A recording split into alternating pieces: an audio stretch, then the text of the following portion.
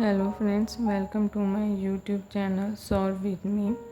मेरा आज का क्वेश्चन है a hill 201.3 metre in height has 1/4 of its height under water.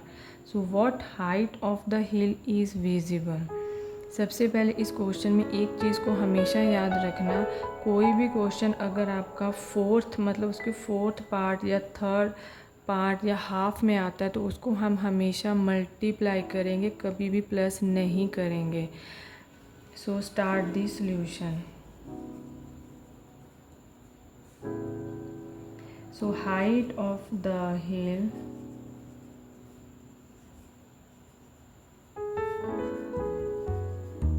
हमारे पास है 201/3 मीटर। इसको अगर हम करेंगे 604/3 metre. So height under water कितनी है? Height of the hill under water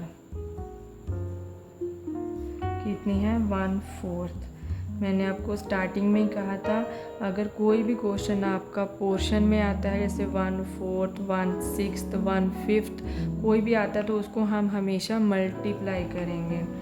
so 604/3 multiply 1/4, इसको कट किया, इसका हमारा आंसर आया 151/3 मीटर। अब हमें इसकी जो विजिबल हाइट है वो फाइंड आउट करनी है। सो विजिबल हाइट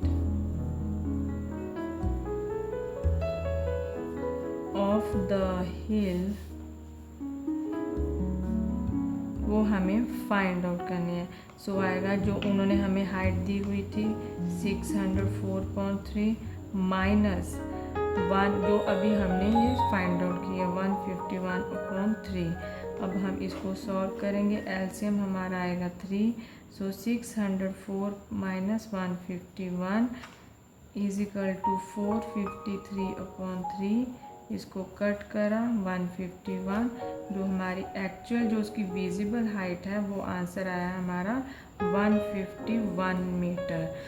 एक बार दोबारा समझा रही हूँ, अगर कोई भी क्वेश्चन हमारा फोर्थ में, फिफ्थ में, एट्थ में कोई भी पोर्शन में आता है तो वो हमेशा मल्टीप्लाई होगा, कभी भी उसको प्लस मत करना, आपका आंसर हमेशा गलत आएगा।